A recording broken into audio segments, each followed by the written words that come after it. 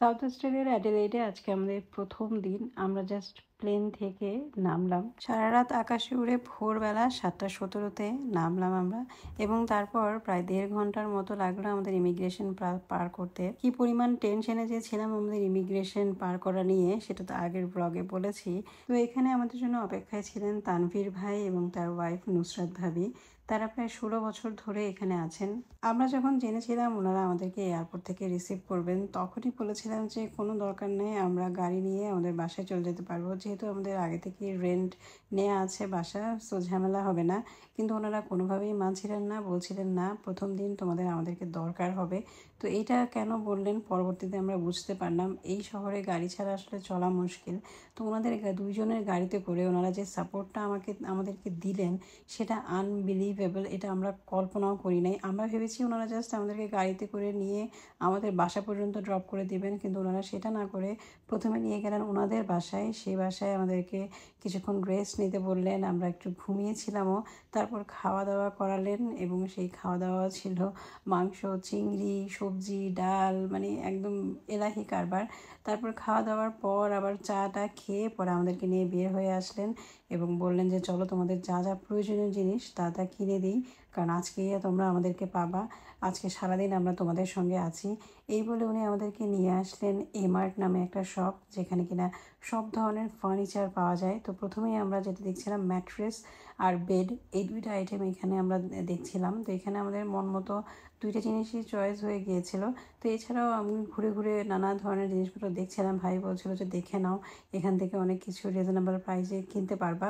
তো বেড দেখার আগে আমার এই কুইল্ট কাভার আর এই পিলো কাভার এগুলো পছন্দ হয়ে গিয়েছিল। তো ভাবি দাম জিজ্ঞেস করছিল এবং বলছিল যে এটা কি পাওয়া যাবে কিনা, যেহেতু আমরা ম্যাট্রেস অলরেডি কিনে ফেলেছি। তো আমাদের ম্যাট্রেসের সাইজ অনুযায়ী এটা ওদের স্টোরে অ্যাভেলেবেল নাই। তো এরপর আমরা একটা বেড চুজ করলাম। বেডটাও আমার কাছে বেশ ভালোই লেগেছে, এবং তারপর চলছিল ওদের সঙ্গে একটু দর কষাকষি করা। যদিও এখানে 60% পর্যন্ত, 20% থেকে আপ টু 60% পর্যন্ত ছাড় চলছিল ইস্টারের জন্য।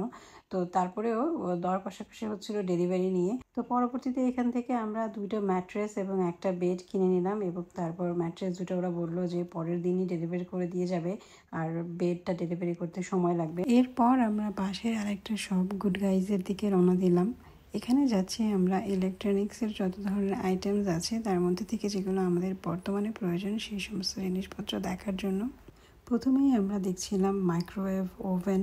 এটাই আমাদের বর্তমানে সবার আগে প্রয়োজন। এখানে অনেক ব্র্যান্ড, অনেক দামের ওভেনের মধ্যে থেকে আমাদের বাজেট আর প্রয়োজন ম্যাচ হয় এমন একটা কিছু দেখছিলাম। তারপর চলে আসলাম ফ্রিজের সেকশনে, কারণ ওভেন সাথে সাথে ফ্রিজও আমাদের খুবই দরকার। আমি চাচ্ছিলাম ডাবল ডোর ফ্রিজ কিনতে, কিন্তু ডাবল ডোর ফ্রিজের দাম এখানে অনেক বেশি হবে। সিঙ্গেল ডোরই আপাতত খুশি থাকতে হলো আমাকে।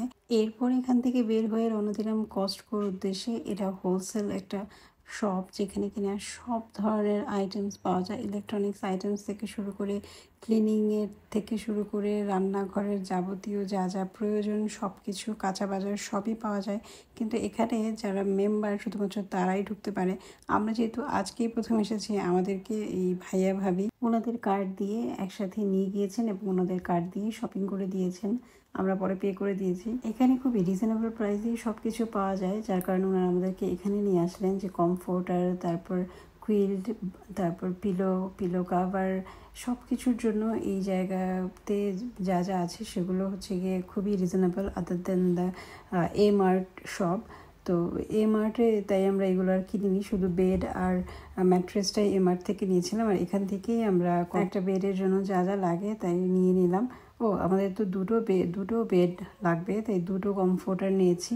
আর এছাড়া এখান থেকে আরও কিছু টুকিটাকি শপিং করেছি। ব্রেড কিনেছি, চাল, ডাল, লবণ, হলুদ, তারপর আরও ডিম, এই ধরনের যা যা লাগে সব কিছু কিনে নিয়েছি এখান থেকে। তো এই ভাইয়া ভাবি না থাকলে তো এখান থেকে কেনাই সম্ভব হতো না। তো আমরা পরবর্তীতে এখানকার মেম্বারশিপটা নিয়ে নিব, এবং তারপর চলে গেলাম আমরা ইন্ডিয়ান একটা শপে। এখানে যত ধরনের স্পাইসেস আছে সব কিছুই এখানে পাওয়া যায়।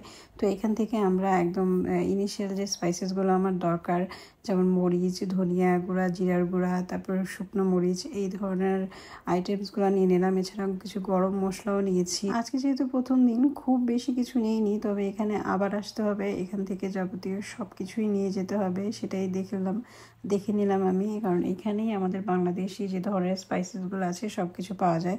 তারপরে চলে গেলাম পাশের কে মার্টে। এর মধ্যে আমাদের সঙ্গে জয়েন করলো ভাইয়া ভাবির মেয়ে রুদাবা।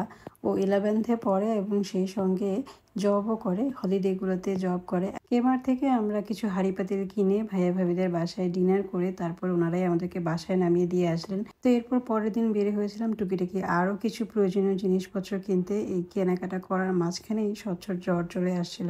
সেদিন আমরা ঘুম থেকেও খুব লেট করে উঠেছিলাম, 12টার সময় ঘুম থেকে উঠেছিলাম। তারপরে হালকা পাতলা নাস্তা করে গোসল টোসল সেরে বের হতে হতে আমাদের বিকেল হয়ে যায়, আর কেনাকাটা করতে করতে একদম সন্ধ্যা হয়ে যায়। সচ্ছর এর মধ্যে জ্বর চলে এসেছিল এবং ওইদিকে আমরা কেনাকাটা করে যে বাসায় আসবো, কোনো গাড়িও পাচ্ছিলাম না। মানে গাড়ি বলতে এখানে তো উবারও অপশন কোনোভাবেই কাজ করছিল না। তো যাই হোক, এরপর বাসায় আসলাম। বাসায় এসে তাড়াতাড়ি ভাত আর যেটা আলু বাসায় আগের দিন কিনে নিয়ে আসছিলাম সেটাই বসিয়ে দিলাম রাইস কুকারে, এবং তারপর আলু ভর্তা করে নিলাম, ডিম ভেজে নিলাম। আর এইদিকে আমি এই যে আমার কেমার থেকে কেনা হাঁড়িতে ডাল চড়িয়ে দিয়েছিলাম, ডালটাও বাগার দিয়ে তারপরে এই হচ্ছে আমার সেই দিনের মতো প্রথমবার আমার নতুন সংসারের রান্নাবান্না। আইটেম কিছুই না, এবং এই আইটেমই চলছিল আমাদের পরবর্তী 7 দিন, কারণ এরপরে শুরু হয়ে গিয়েছিল ইস্টার হলিডের বন্ধ। এবং সেই ইস্টার হলিডের বন্ধের কারণে দেখা গেলো যে এই আলু ভর্তা, ডিম আর ডাল যেটা আমরা নিয়ে এসেছিলাম সেগুলো দিয়েই আমাদের প্রত্যেক দিন চালাতে হচ্ছে। কারণ বন্ধ মানে এখানে ডেডলক যেটাকে বলে, কোনো দোকানপাট খোলা থাকে না। আর আমরা যেহেতু একদম এই বন্ধের সময় এসেছি, কাঁচা বাজার তেমন কোনো কিছুই ঘরে আমাদের নাই, তাই রান্নাবান্না আপাতত এগুলাই হচ্ছে এবং এগুলাই খাচ্ছি। তো এরপরেও বলবো আলহামদুলিল্লাহ, আমার নতুন সংসারে নতুন হাজব্যান্ড পেয়েছি, যে উনি এখন আমাকে নিজেই বলছে যে থালা বাসন তোমার ধুতে হবে না, আমি ধুয়ে দিব। এর চাইতে বড় সুখ আর কি আছে।